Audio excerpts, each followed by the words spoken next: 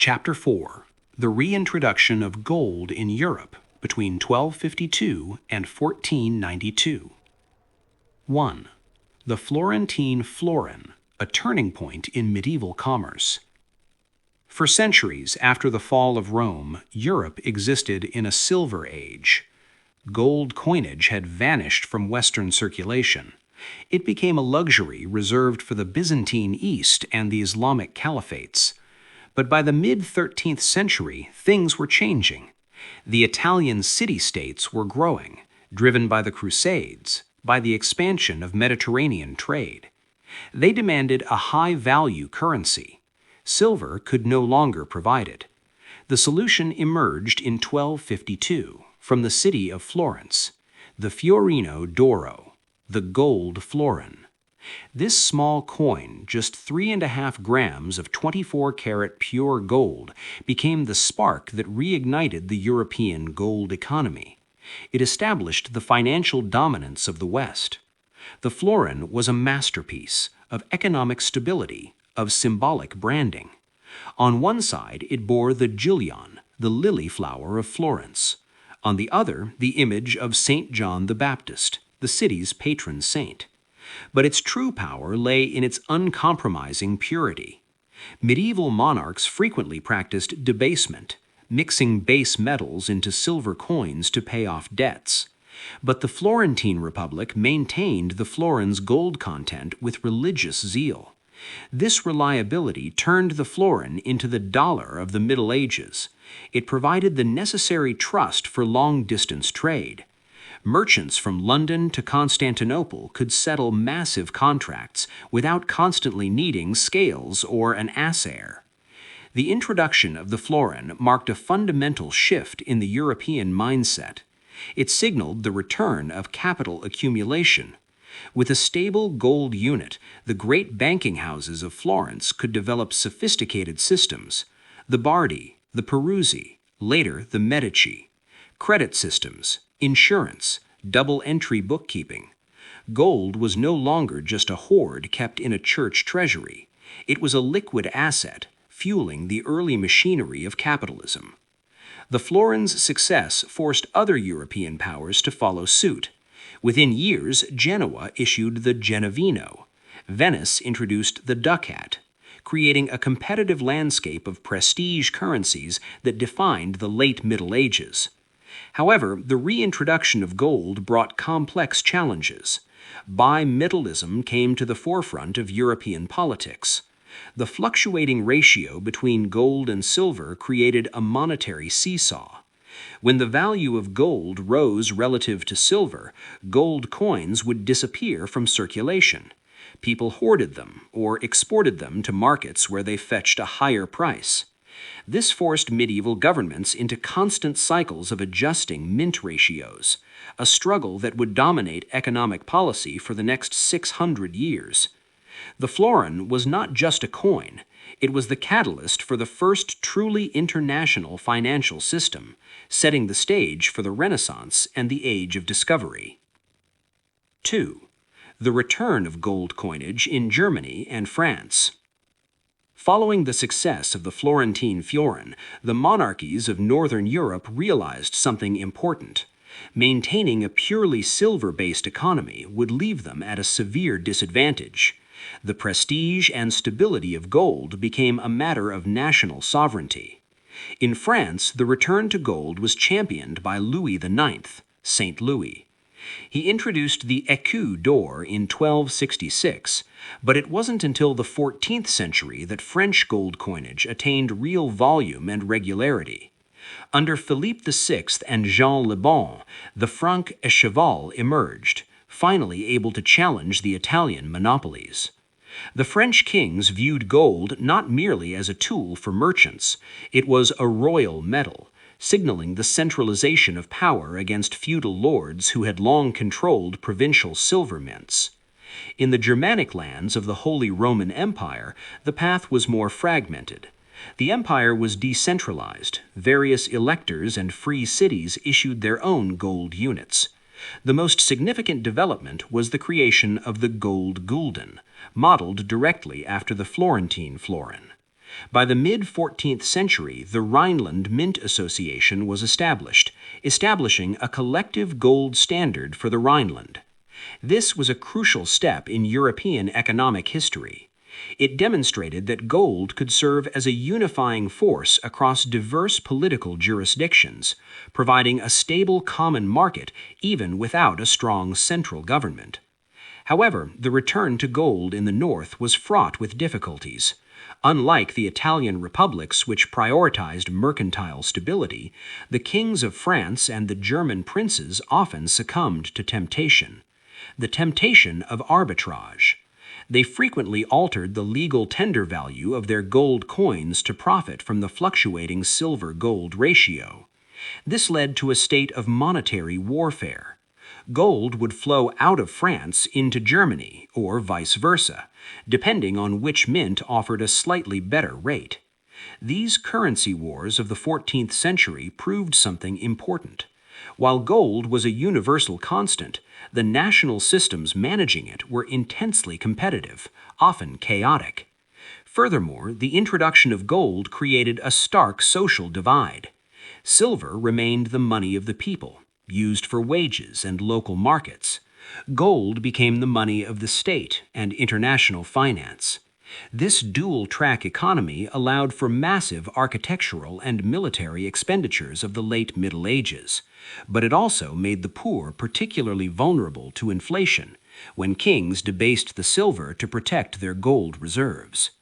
The return of gold to France and Germany was more than a fiscal reform. It was a structural transformation, laying the groundwork for the modern nation-state's control over high finance. 3. The Crusades as a catalyst for gold circulation.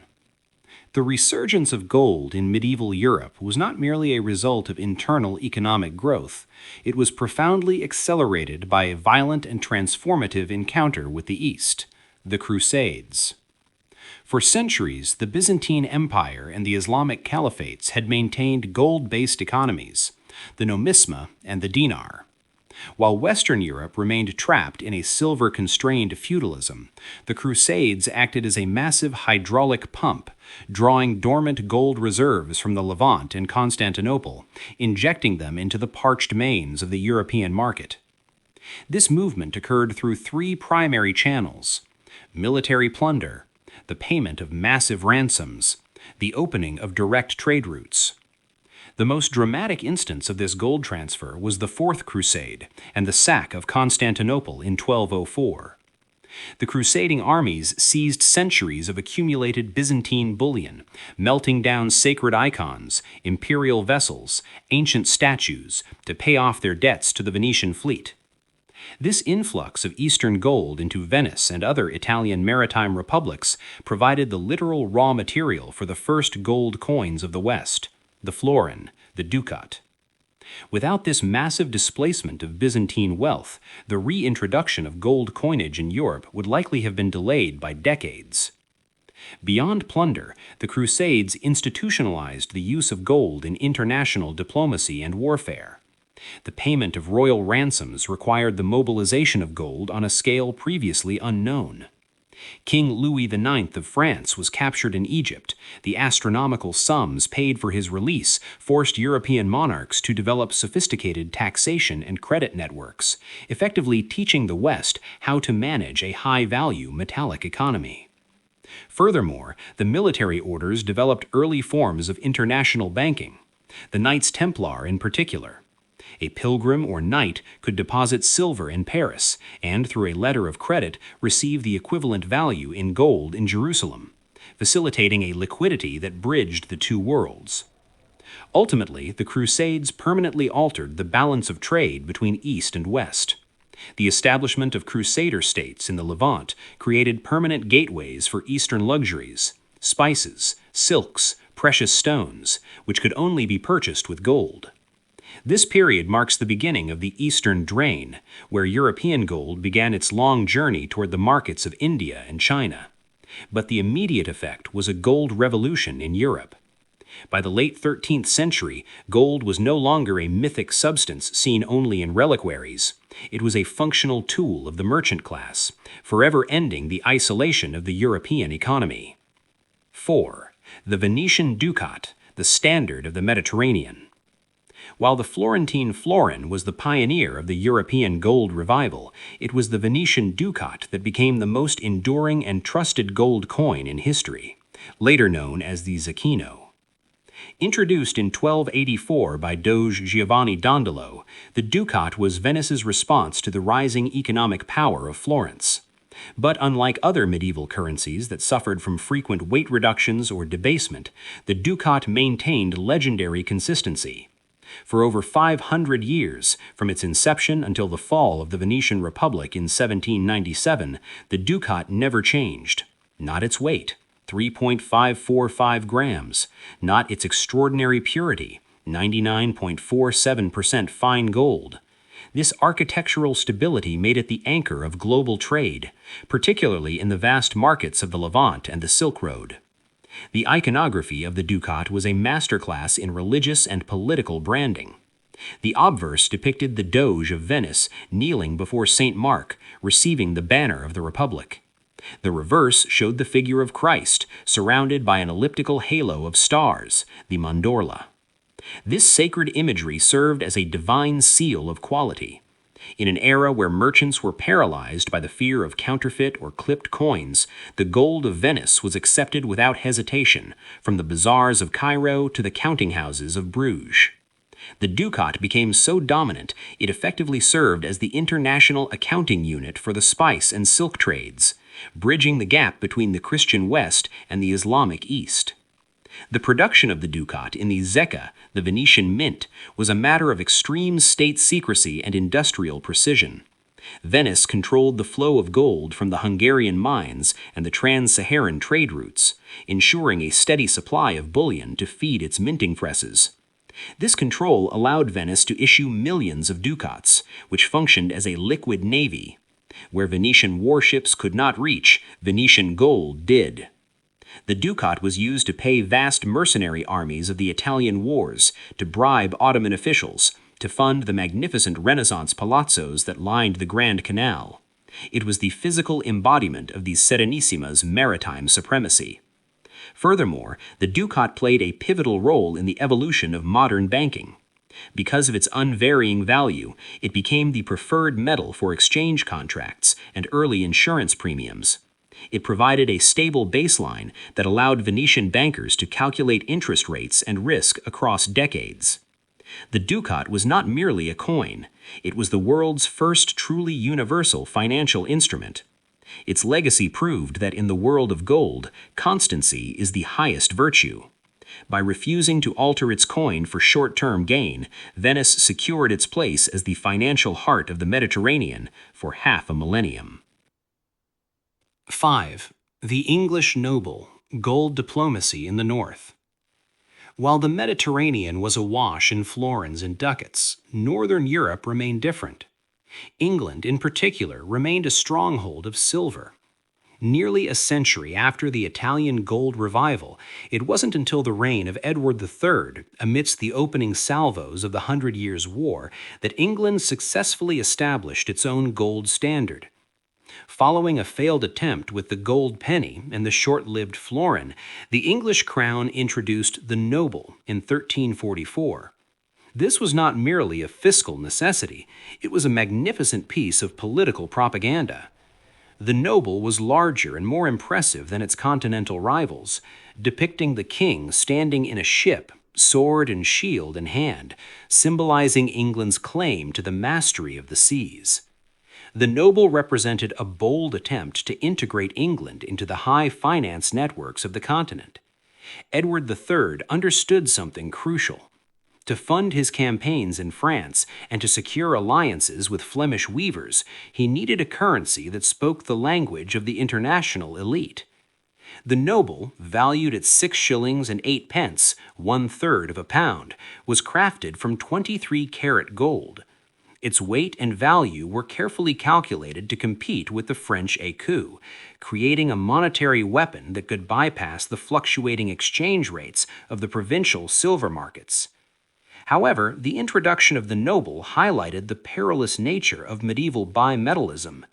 The English mint set a gold-to-silver ratio that differed from Flanders and France. The noble frequently became a victim of Gresham's law before the term even existed.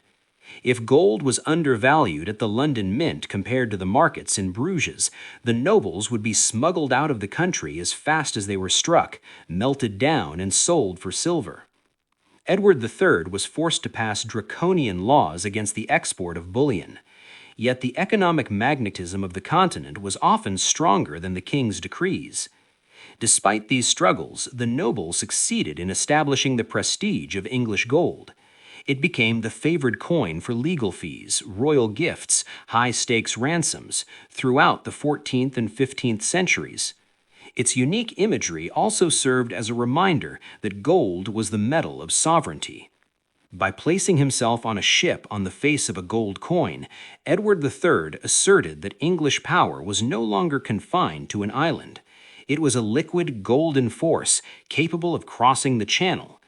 The noble paved the way for the later English sovereign, a coin that would eventually dominate the world and proved that even in the cold north, gold was the only true arbiter of royal ambition.